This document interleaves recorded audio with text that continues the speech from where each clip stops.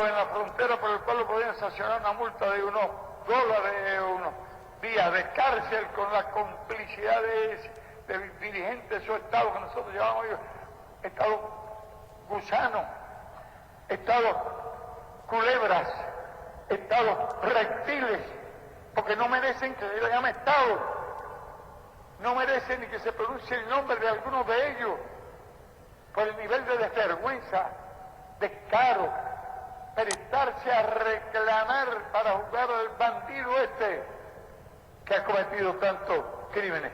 Hay que preguntarle al gobierno de Estados Unidos, a los tres cuches, a la dinastía completa, ya que lo que se va a decidir es si tiene derecho o no al refugio, por dónde entró. Radio Habana, Cuba llega a ustedes con este espacio, La Verdad de Frente al Mundo, donde pueden conocer interioridades de un proceso dilatado y viciado por violaciones a la ley norteamericana y al derecho internacional, que mostró desde el inicio su carácter político.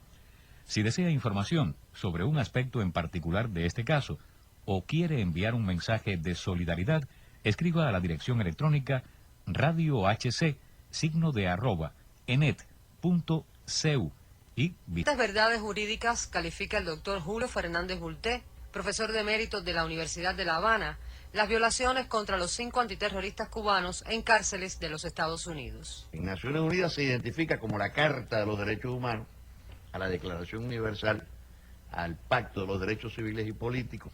¿Por qué menciono esto? Porque las violaciones de los derechos humanos que se han cometido sobre nuestros 5 compatriotas están recogidas en estos 5 instrumentos.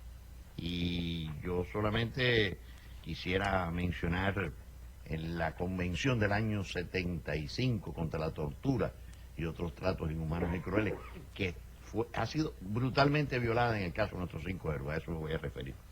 El tratamiento, las reglas mínimas de tratamiento de los presos detenidos, también violado brutalmente. La Declaración de los Derechos del Niño, violado brutalmente también. Es posible que los gobiernos que se sientan, de los 53 que se sientan ahí en la Comisión de Derechos Humanos, no levanten con toda la fuerza acusaciones de esta naturaleza. Pero a nosotros no nos cabe duda de que la voz de los pueblos se va a escuchar a través de las organizaciones no gubernamentales, que tienen estatus consultivo y que pueden hablar allí en la Comisión de Derechos Humanos. Junto a la batalla legal, un arma poderosa, la solidaridad. La colega Susana del Calvo acaba de regresar de Perú, donde crece la solidaridad con nuestros 5 compatriotas y se fortalece la acción en reclamo de justicia y libertad. Hay una solidaridad, sí, con el pueblo cubano, hay un afecto fuerte desde muchos sectores de la sociedad peruana y de la juventud. Entonces yo creo que por ese lado es que hemos podido llegar a muchos jóvenes peruanos. Entonces yo creo que por ese lado hemos podido entrar, ¿no? Un lado más afectivo, vamos a decirlo, a la solidaridad con el tema de los 5. Entonces, desde mi modesto papel de periodista, el caso de la publicación de Nuestra Bandera, como estudiante, he tratado de acercar un poco, de hacer más didáctico el tema, ¿no? Para que los jóvenes traten de procesarlo, ¿no?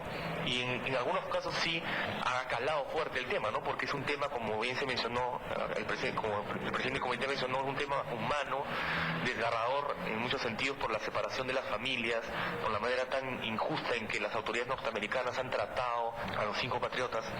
Entonces yo creo que por ese lado ha calado también, ¿no? Por el lado humano. Es inevitable que el mundo, por más que se deba al amor, se defienda del terror inhumano. Silvio Rodríguez.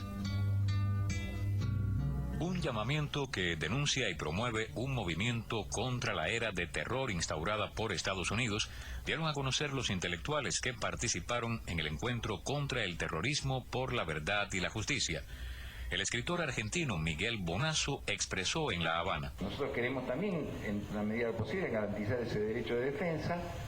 Lo que pasa es que hay que hacerlo de una manera seria, para que no sea una payasada, que aparezca, ¿no es cierto?, un abogado defensor puesto de oficio y demás, sino que tiene que ser, bueno, a ver quién comparte en todo caso esta línea filosófica. Alguien a lo mejor se podrá encontrar, pero esto se vincula también a por qué queremos que jurídicamente esta tenga una base muy sólida. O sea, que no es simplemente una actitud declamativa de un grupo de intelectuales de izquierda. Esto tiene que ver con la juridicidad real, es decir, que la seriedad no solo está dada por el principio de defensa, la seriedad también está dada por el principio de rigor en la investigación que pretendemos. En familia. Este tercer domingo de junio en Cuba se festeja el Día de los Padres. 5 hombres excelentes en 5 prisiones distantes. Gerardo y Fernando aún no han experimentado la dicha del hijo amado, aunque sí han regalado cariño y ejemplo a sus respectivos sobrinos. Ramón, Antonio y René dejaron su huella en sus descendencias, la que alimentan desde la distancia con desvelo y amor. Los fríos barrotes de la celda no pueden limitar los sentimientos, como este que plasmó Tony en el poema Vives en mi mundo, dedicado a su hijo. En vano un viento silbador batía hoy sus alas de invierno moribundo. En vano un silencio tan profundo se empeña en regalarme la apatía. Vino tu risa, amorosa y grata, a compartir y a transformar conmigo esta condena en engañoso exceso. Y la luna adentró su luz de plata a este oscuro lugar, y fue testigo que te abracé, mi hijo, y te di un beso.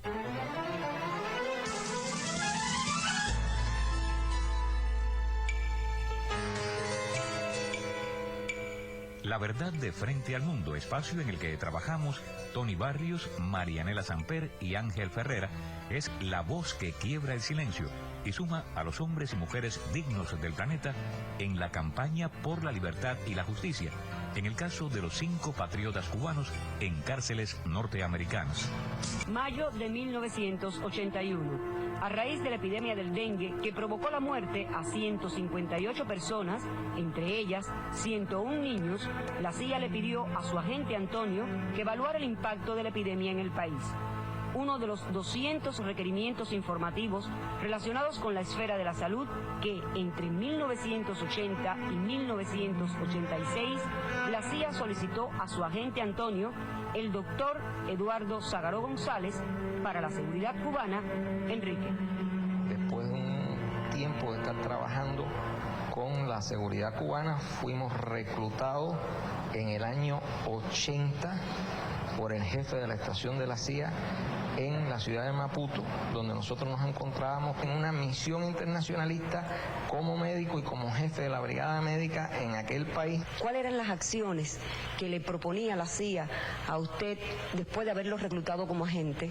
Cuando nosotros regresamos, que ya la epidemia estaba prácticamente declinando, ellos se mostraron muy interesados en que yo le hiciera una evaluación de la epidemia, si las cifras de casos que daba el gobierno cubano eran exactas o no, qué cantidad de casos había, qué cantidad de muertos hubo, con qué medicamentos se contaba, cómo se atendían los casos, qué pesticidas se usaba para el control del mosquito, cómo se adquirían esos pesticidas. Eso fue en el mes de noviembre del 81 en la ciudad de Barcelona, en un hotel de la ciudad de Barcelona, donde nosotros nos entrevistamos con ellos.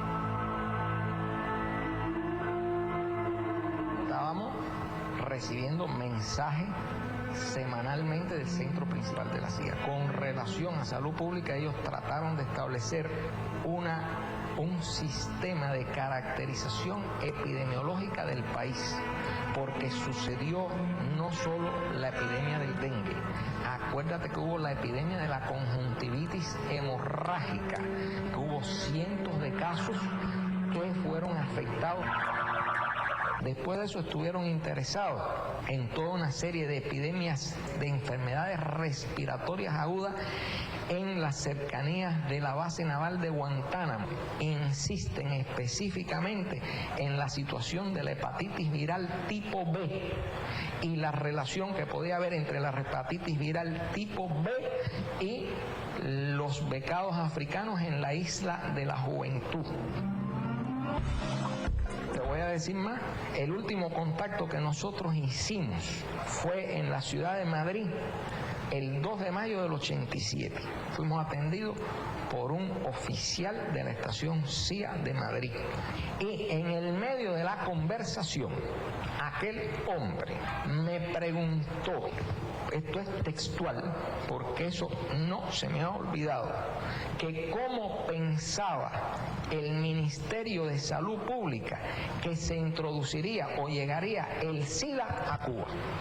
Y cuando yo hice la expresión misma que tú has hecho ahora, porque es muy difícil dicotomizar la personalidad, tú tienes una personalidad con ellos, pero tú no puedes olvidarte de que tú eres médico.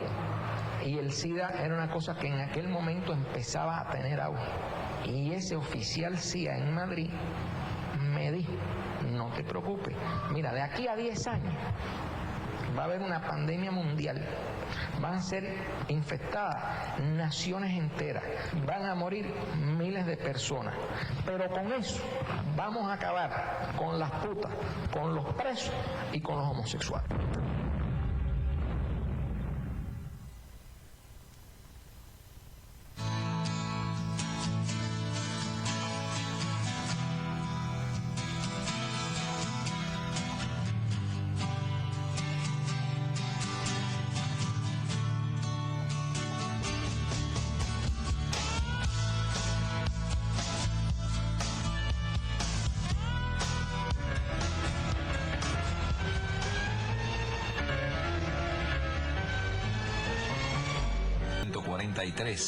del año 2005. Muchas gracias por la atención prestada, buenas noches y hasta la próxima.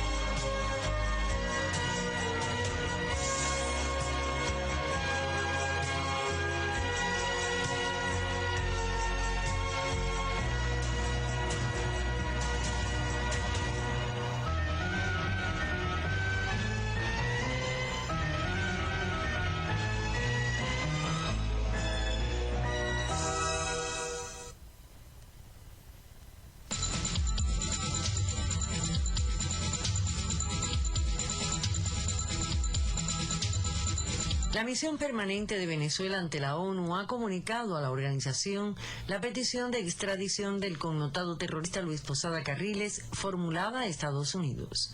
El embajador venezolano Fermín Toro Jiménez ha entregado un amplio documento con todos los antecedentes del caso al secretario general de la ONU, Kofi Annan, para que lo haga circular entre los distintos países miembros. En el documento, Venezuela insiste en que Estados Unidos está obligado a conceder la extradición de Posada Carriles en virtud de los acuerdos firmados por ambos países. El embajador venezolano ha asegurado que su gobierno ha compilado todos los documentos necesarios y los ha puesto en manos del Departamento Norteamericano de Estado para que proceda a la detención preventiva del terrorista para su posterior extradición.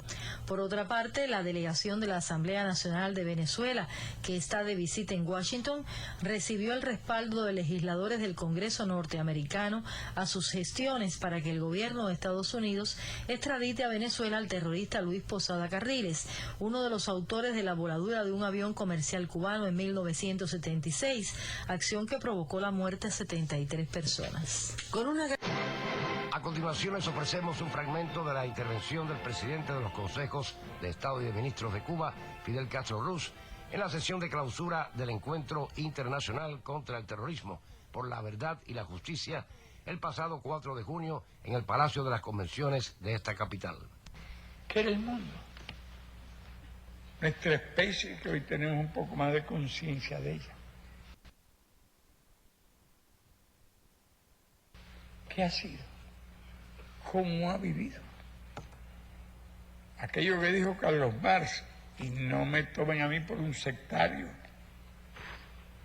de que cuando desaparecía el sistema de la explotación del hombre por el hombre, la humanidad habría salido de la prehistoria. Y realmente lo que conocemos es una humanidad que no ha salido todavía de la prehistoria. Es tal vez una humanidad que comience a vivir la historia. Esa es nuestra esperanza. Todo lo que aquí se ha mencionado no tiene nada que ver con algo que se llame civilización. No tiene que ver absolutamente con nada que se pueda llamar historia. Porque ¿hasta cuándo? Hasta ayer hemos estado hablando aquí de desaparecidos. Hemos estado hablando de esas barbaridades increíbles que ocurrieron hasta hace unos días. ¿Dónde está el humanismo? ¿Dónde está la civilización? ¿Dónde está la historia? Si algo ha tenido de sublime, pudiéramos llamar, y no me gusta andar empleando palabras que luzcan un poco extrañas, en esta reunión es que hemos estado discutiendo cosas que sencillamente no pueden creerse, porque son indignas del concepto que tenemos de la especie humana. Los hombres han cometido muchas barbaridades a lo largo de la historia, pero nunca fueron tan crueles. Dicen que en las primeras guerras los hombres se sacrificaban unos a otros porque no podían sostenerse, no podían alimentarse. Después unos esclavizaron a otros, pero lo esclavizaron con el objetivo de crear riqueza, cuando ya el hombre con su trabajo podía crear un poco más de riquezas. Todos hemos leído un poquito de la historia de Grecia, de Roma o de épocas anteriores, pero yo no recuerdo tales actos de crueldad como los que hemos escuchado aquí. Pues cuando muchos de los que hablaron, como el caso de la madre que perdió a los hijos, y la forma horriblemente cruel con que las trataron, y las encerraban en una habitación con un grupo de cadáveres, tranquilamente. Y esos monstruos, ¿de dónde salieron? O aquel joven que cuando niño lo torturaron al lado de los padres. Esas monstruosidades, ¿de dónde salieron? Y aquí no se contó todo, ni mucho menos, no había tiempo. Pero cuántas cosas no hemos escuchado. Como el de aquella personas que encerraban en un cuarto caliente rodeada de ratas.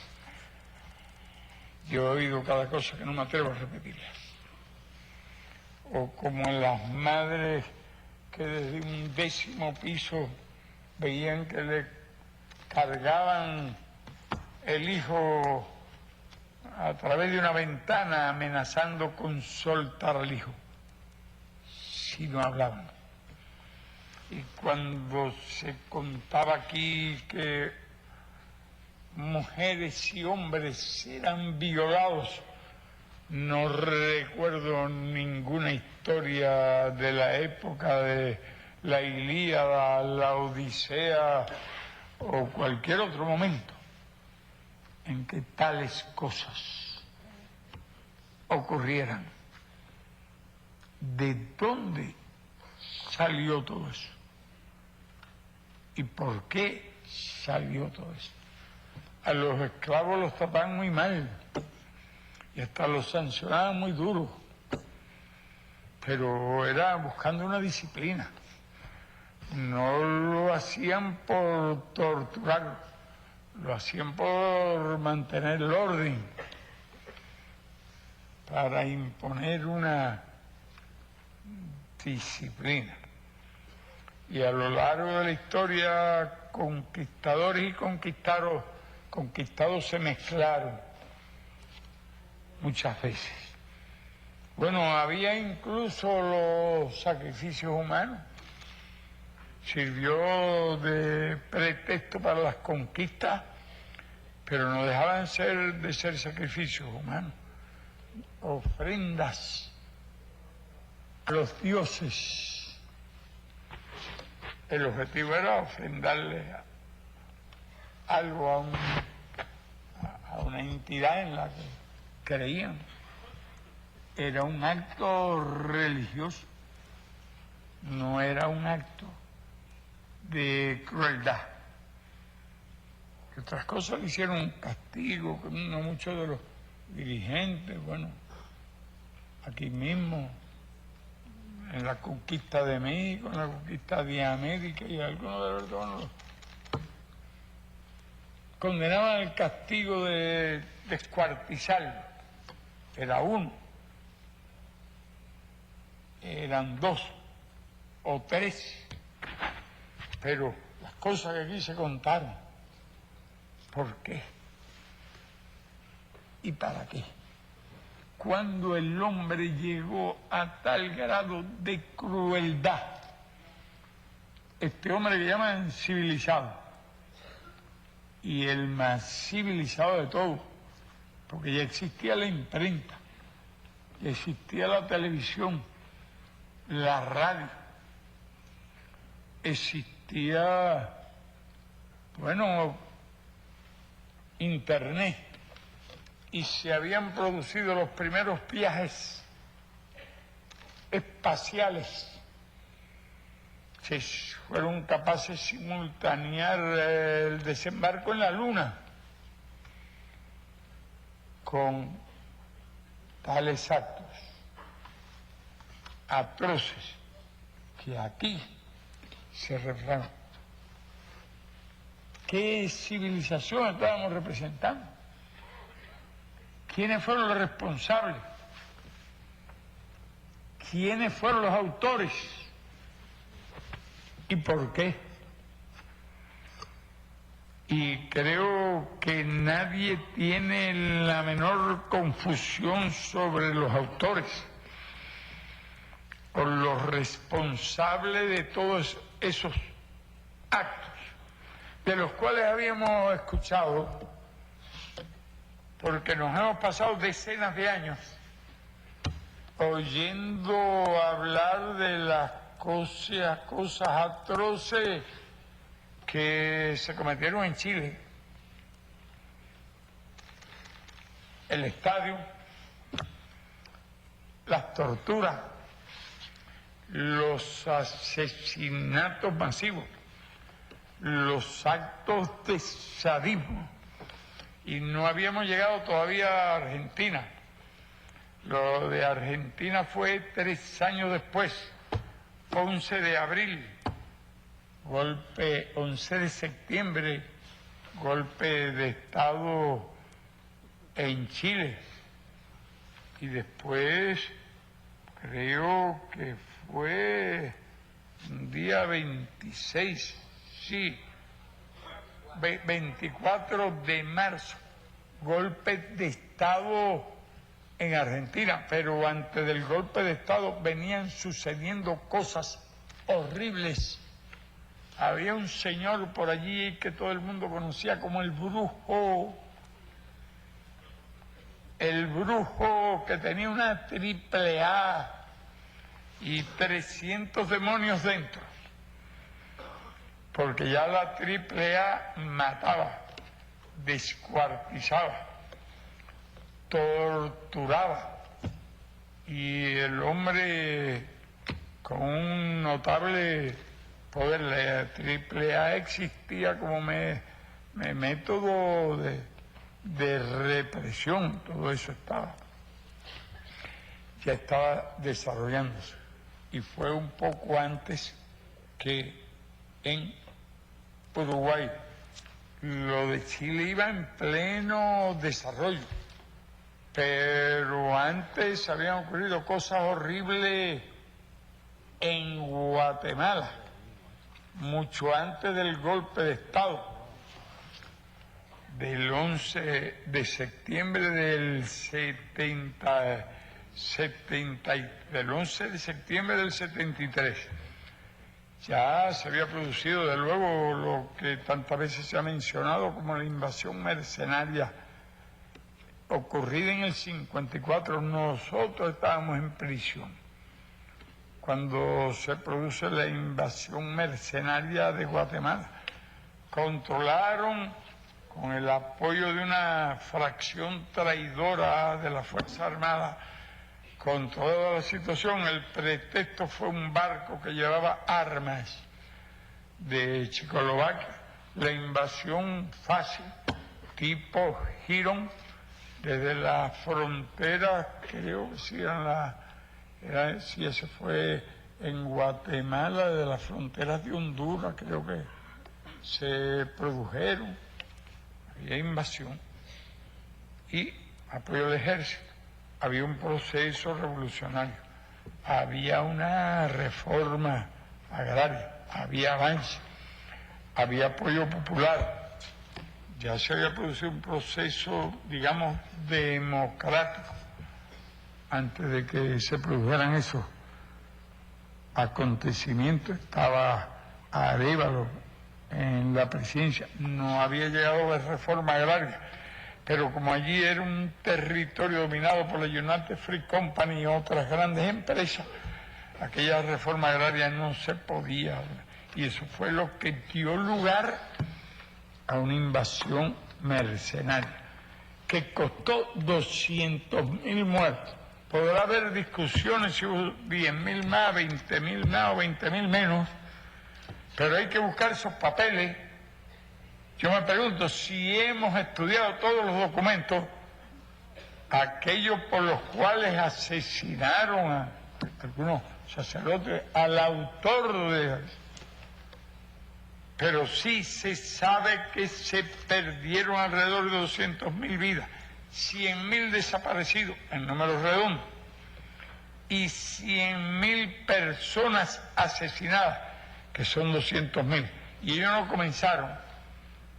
Esas matanzas fueron ulteriores, en una etapa ulterior, porque si aquello ocurrió en el año 54, el derrocamiento de Arbenz, la invasión mercenaria de Girón tuvo lugar 7 años después.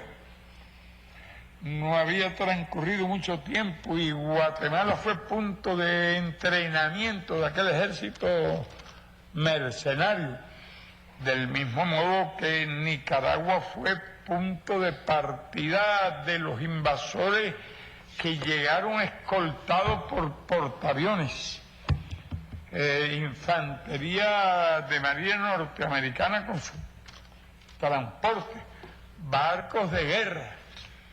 todo preparado para establecer una cabeza de playa que con la fuerza que traían era suficiente, el lugar escogido, y después establecer un gobierno provisional. Nosotros habríamos tenido que pagar esos cientos de miles de vidas, porque nosotros estábamos preparados ya.